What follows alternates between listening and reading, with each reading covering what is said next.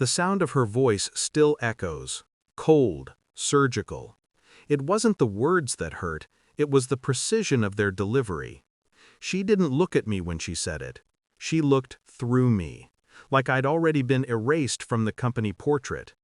Her manicured hand rested on the polished table as the boardroom lights hummed overhead. Every pair of eyes turned toward me, some curious, others quietly satisfied. The vultures who'd always waited for me to stumble. "Clear your office by tomorrow," she said, still scrolling through her tablet, "and move out tonight." I nodded. I even smiled. The board thought I was humiliated. They couldn't hear the quiet rhythm inside my skull, the steady pulse that wasn't anger, just clarity. I'd watched her climb for years.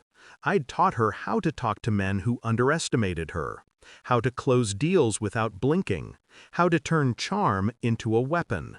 I had sculpted her rise, and now she was using the blade I'd sharpened on me. When I laughed, they thought I'd broken. But what they didn't know was that I'd been waiting for this exact moment. Tomorrow, she'd understand what it means to take everything from someone who built you. The first signs had come months earlier. Late meetings that didn't match the company calendar. A faint cologne that wasn't mine clinging to her blouse. Laughter echoing from her office at hours when no one should have been there. I noticed. I always notice. But I said nothing. Not because I was weak, because silence reveals more than confrontation ever does. At home, she would slip into bed, smell faintly of expensive whiskey and someone else's approval. I'd watch her sleep, face serene, body turned away. In those moments, I'd study her breathing, the rise and fall of someone who thought deception was an art form. It wasn't the betrayal that hurt, it was the arrogance. She believed she could replace me, in the boardroom, in her bed, in her story, and I would simply disappear. But I've always been patient, and patience is the most dangerous form of vengeance. I started collecting, quietly, methodically, phone records, travel logs, accounting discrepancies hidden under consulting fees, a few well-placed calls to people who owed me favors. Her assistant slipped one night, mentioned a strategy session at the hotel downtown. I booked the room next door before she even arrived. Through the thin wall, I heard her laugh, the kind she reserved for seduction, not sincerity. I didn't need to see his face. His voice told me enough. Young, ambitious, eager to please. The kind of man who'd think betting the future CEO was a shortcut to power. I almost felt sorry for him. Almost. When she returned home that night, I poured her a glass of wine. Told her she looked tired. She smiled, touched my hand, said, "You've always been my calm." And I smiled back. Because soon she'd learn what calm really looks like. Over the next weeks, I built my case. Every lie cataloged, every whisper traced, every false smile preserved like an insect in glass. And I waited. The board was about to vote for the new CEO.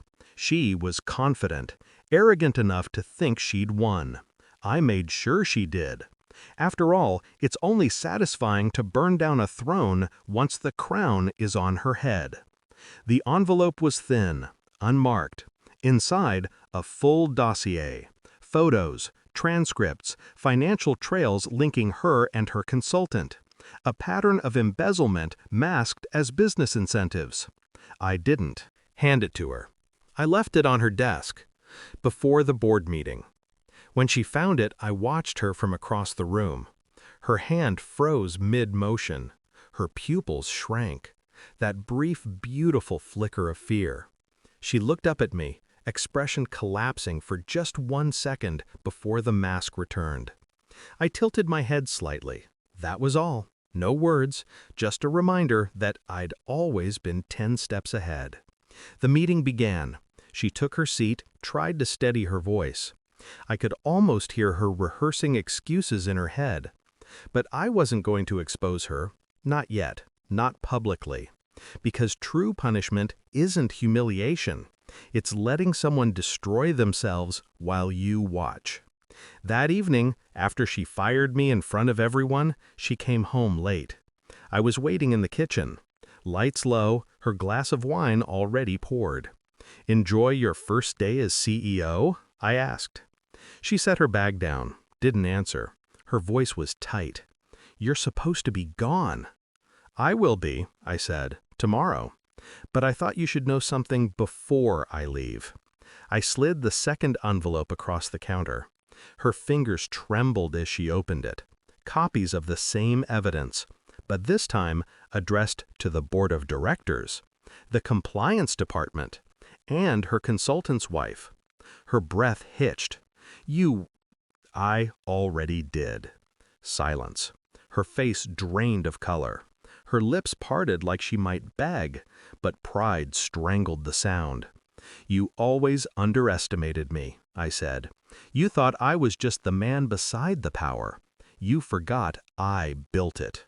Her eyes glossed, but no tears fell. She was too proud for that. I picked up my coat, walked past her, stopped at the door. "You were right," I said. "My love was poor, but my strategy never was." The next morning, I watched the news from a hotel room across the city. Headlines flashing her name, her scandal, her downfall. They'd suspended her within hours. The consultant resigned. The company's stock dropped 9% before noon. I sipped my coffee, the same one she used to make for me. Black, bitter, perfect. The phone buzzed. Unknown number. I didn't answer. I looked out the window, at the skyline I once owned a piece of. The city kept moving, uncaring. Good. She'd taught me something valuable. Love and loyalty are just currencies. And I finally learned how to spend mine wisely.